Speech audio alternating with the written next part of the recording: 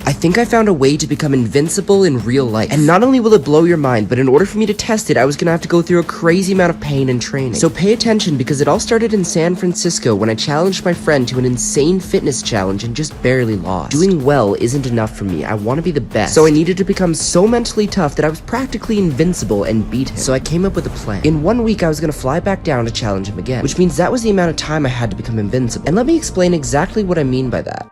You may have seen in movies that some people are so tough they can survive anything, but those movies aren't real, at least not yet. And while it's cool to see someone take on the world and feel no pain, for the average person, pain holds us back. Sometimes for good reasons, but sometimes if we could just push through, we could unlock something that we didn't know we had. So to put this theory to the test, I decided to train in one of the hardest, most painful sports I could think of. And on the first day, not only did I realize how intense this was actually gonna be, but I decided to train and actually have a real fight in a few days for the first time in my life. But at this time, I didn't even know that later in the day, I had something else coming for me. First, take note at how hard I'm going during this workout. I was giving it everything I had. How you feeling? I knew that if I were gonna beat my friend, I had to. I'd already got everything set up for a rematch. My flights and hotels were booked for the next week and everything was paid for. This meant that I was forced to train hard, that there was nothing that was gonna stop me from becoming mentally invincible, and nothing was gonna stop me in beating him in whatever challenge he decided to throw at me. But this is where something unexpected happened. Although I just went my hardest at the boxing gym, I noticed I had a slight cough. Apparently, I had COVID. I had so much stuff planned. Alright, we're gonna have to cancel the trip, cancel the boxing lessons.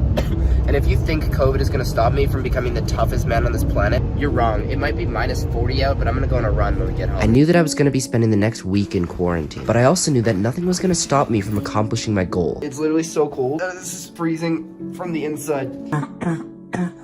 As soon as I was able to, I decided to get back to training. And this is where things started to get a lot more challenging, because now I was training for two separate things. Obviously, I was training to toughen my mind to be able to handle anything that was thrown at me. But during that process, I was training for an actual boxing match between me and my other friend. And I've never taken a hit before or even thrown a punch. So this is my friend Paul, who is going to be training alongside with me. We both have no boxing experience, but he's a lot stronger than me. So somehow, I had 6 days to get really good at boxing to take on an opponent that had a huge advantage. And not only taking a punch, but potentially taking several in the fight and allowing myself to be beat up in the process, while simultaneously toughening my mind to be prepared for a challenge down in San Francisco that I didn't even know what it was, but supposedly was harder than the one that I lost last time. So is this all possible?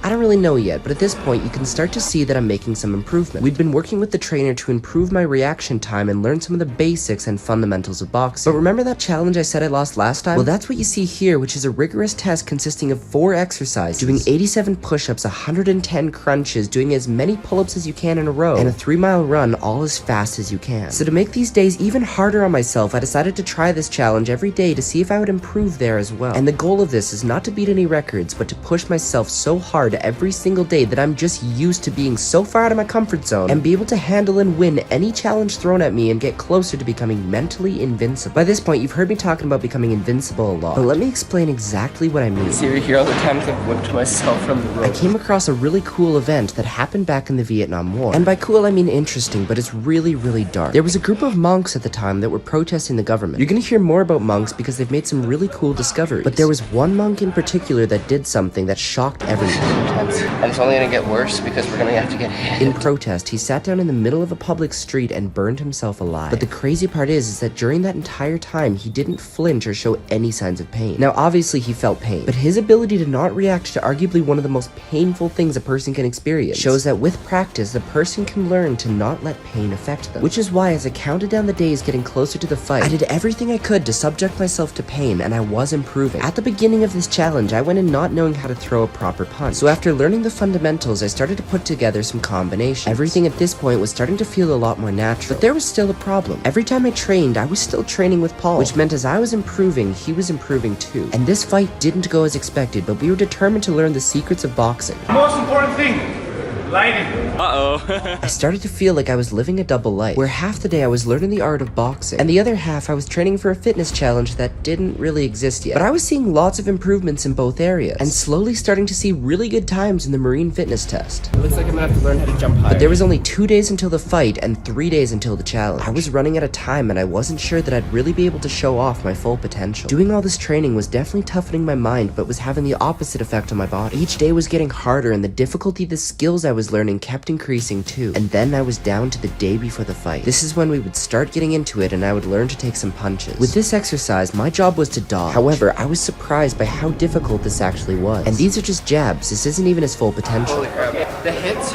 kind of took me by surprise. I've never been punched in the face before. Got hit like 8 times. And for the first time, I actually got to see what his full potential looked like. I knew he was stronger than me, but I wasn't expecting this. I'm scared to fight Paul. I'm getting the worst blisters on my feet. They're bad. And then it came time for the next part of training, which was to actually get hit. Essentially, Sam is gonna beat us up. We're just gonna work on getting hit. A while ago I mentioned that monks have discovered a lot of incredible things, including something called the steel jacket technique, where they essentially learn to take a hit without letting it hurt them at all. I was shown how to brace to reduce the impact and slowly becoming more used to it, but this was nothing compared to the power that I was gonna experience. And finally, it came to the day of the fight.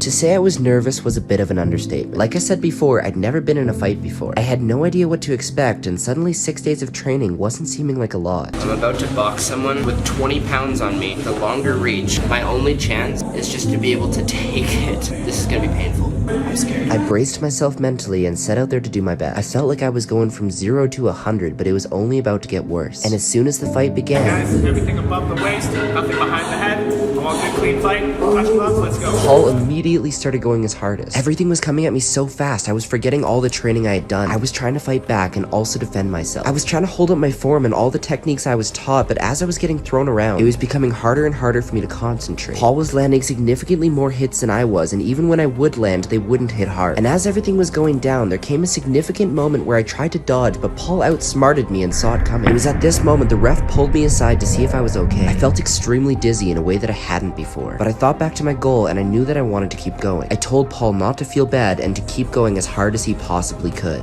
Someone's getting knocked out. I kept fighting back as best as I could, and here you could notice I would start to flinch a lot more over time, and then I took another fatal hit.